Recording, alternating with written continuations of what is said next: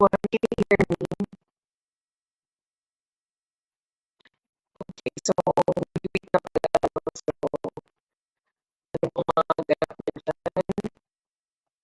Ano ba kayo? Like, mag-out of town or pati sa bahay lang ako, no? Ayan, kapag nilay-nilay. Okay. So, ano ang cover left for tonight? So, tawag dito.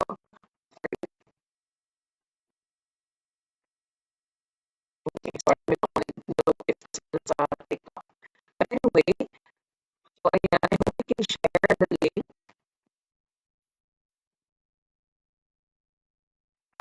We can share the link. So, wait lang, share sa inyong mga friends na mga hindi naman busy ngayon na pwede mag-join sa ating live.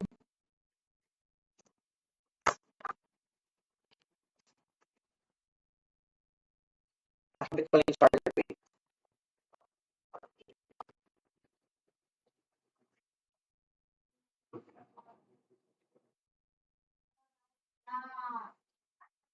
Okay, so hello and anyway, I think I can start na rin naman no, para at least tuloy-tuloy tayo. So, ayan, gusto ko lang i-highlight no, yung ating current promotion until end of May, which is itong 2,599, wherein you will be able to get all these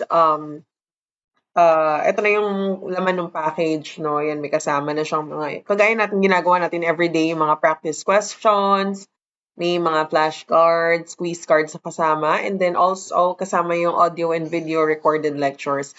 Tapos, ito yung parang recently na-add lang tong final coaching classes natin, which is this one. Ayan, magaganap siya. Malapit na guys, April 21 to April 25. So that's next week na.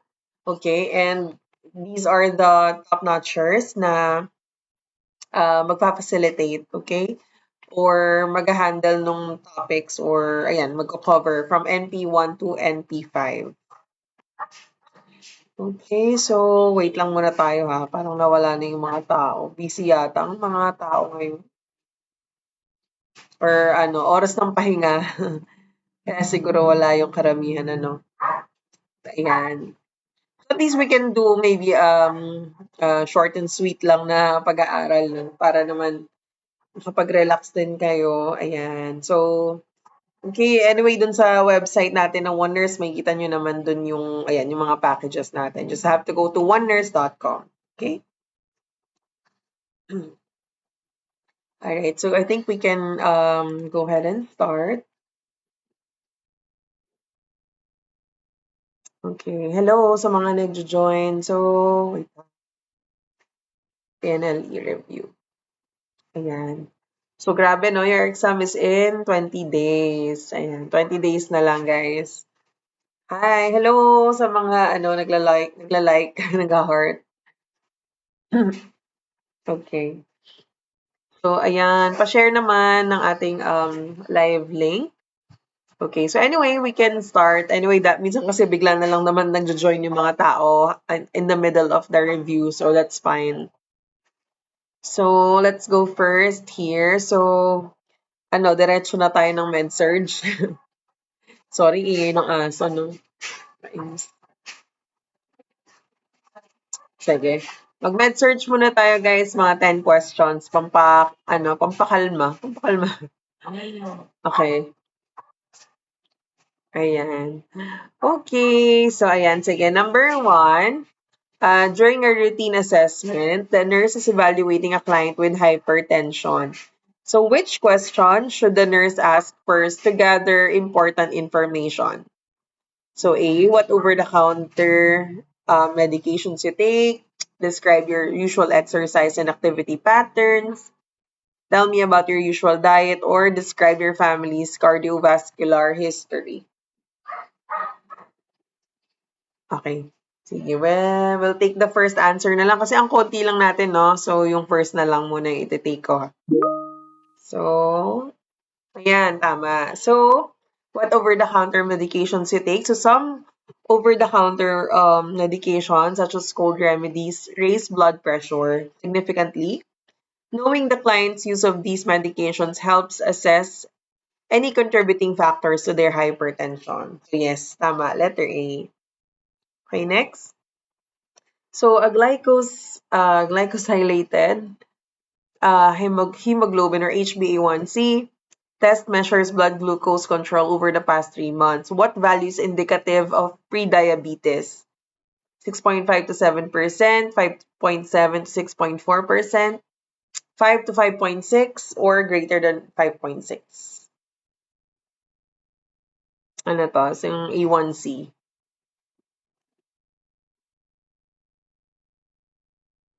Um, D. Okay. Sige, try natin D. Ako parang ang bang hula ko dito. Siguro. Hindi ko alam. Nanguhula din ako. B or D. Pero sige, D kasi D answer nyo. Okay, B pala. So, tama yung hula. So, yun. HbA1c level between 5.7 to 6.4 is considered pre-diabetes. Tapos, indicating higher than normal blood sugar levels but not high enough for a diabetes diagnosis. Okay, next. So, atropine sulfate or atropine is not contraindicated in all of the following clients except A, client with bowel obstruction, B, client with glaucoma, C, client with UTI, or D, client with high blood pressure.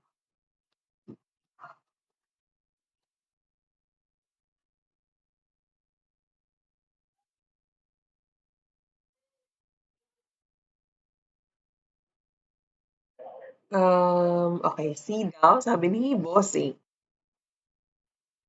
Okay, B ang sagot, guys. Yung client with glaucoma. So, ano nga ulit? Parang atropine sulfate should not be used in patients with glaucoma as it can cause an increase in intraocular pressure. Ayan. Okay, next. So, patient with suspected meningitis shows neck, ano to? Flexion causing the hip and knee to also flex. What should the nurse do next? A. Administer prescribed pain medication. B. Perform a neurological assessment. C. Immediately report this finding to the healthcare provider. And D. Reposition the patient for comfort.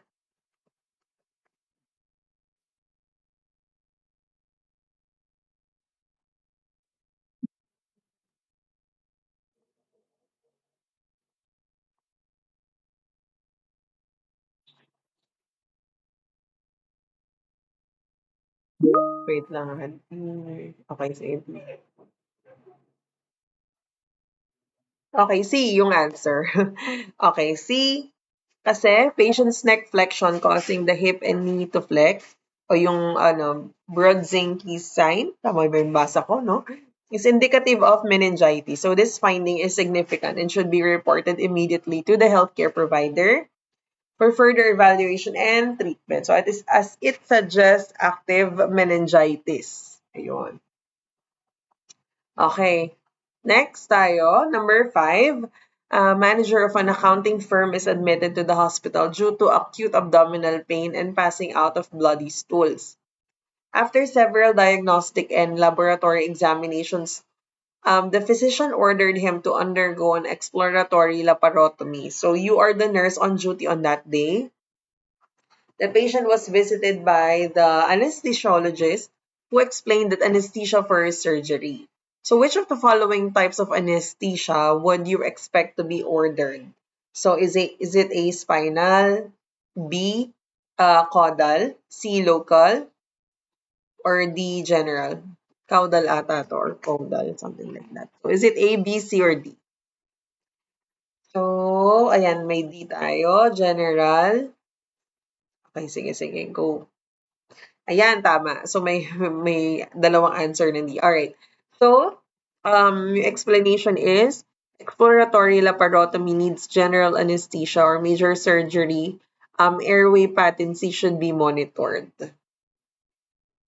Ayun siya. Okay? So, next. Ayan. Thank you sa mga nag-heart dyan. At mag-follow na rin kayo guys ha. Dito sa ating TikTok account. Meron din naman tayo sa FBN. Meron din tayong YT channel. Ayan. You can also follow and subscribe. Okay? Next, during peritoneal dialysis, if a patient suddenly starts breathing more rapidly, what is the nurse first action? A. Raise the head of the bed. B. Increase the dialysis flow rate. C. Administer supplemental oxygen. Or D. Check the catheter for kinks. Hello sa mga bagong join. Good evening sa inyo. Okay, we have, teka ha, D. Sige. Ay, sorry pala yung kanina. So, A. Sandali. Nag-ano kasi, no? Nag-balance yung A tsaka D. Okay, sige, D. Okay, A is the right answer. So, raising the head of the bed can help improve the patient's breathing by reducing abdominal pressure and allowing for better lung expansion. So, letter A yung answer. Okay? Let's move on to number 7. So, the situation, so Mr. Rex, a 56-year-old architect, comes to the ER with an on and off abdominal pain. After a physical exam and diagnostic tests, he's diagnosed with a duodenal ulcer. As part of Mr. Rex's treatment, the physician prescribes an anticholinergic medication to reduce gastric secretion. So, which of the following drugs does not have anticholinergic properties?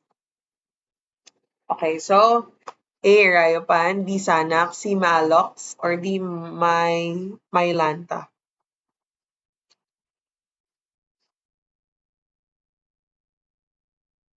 What do you think is the answer here? Kahit hula lang. If you're not sure, it's okay. Okay, so we have A.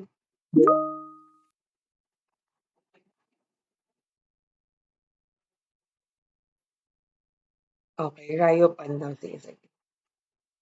Oh, actually, it's Xanax. So, Xanax is an anti-anxiety medication, not an antacid or anticholinergic. Yung Riopan, Malox, and Mylanta are antacids that can reduce gastric acidity. Ayan. Kakalito talaga kasi yung mga ano no, yung mga gamot-gamot na yan. So, the answer is B. Okay. Let's move on to number 8. Okay. If a patient on peritoneal dialysis suddenly begins to breathe more rapidly, what is the nurse's first action? A. Raise the head of the bed. Ito ba yung kanina? Or B. Increase the dialysis flow rate. C. Administer supplemental oxygen. Or D. Check the catheter for kinks. Di ba parang same siya, no? Or options lang yung same? Ayan. So, A. Same. Same, no? Oo nga. Parang parehas lang. Sige. Na doble, no? Pero ayan yung answer. Just for everyone's visibility. Okay. Okay, sige. Anyway, number 9. So, Mr. Johnson is being treated for Hodgkin's lymphoma. What complication should the nurse be most vigilant about for this patient? So, A. Infection. B. Cardiac complications. C. Gastrointestinal bleeding. And D. Hemorrhage. Okay, A. The infection. Sige.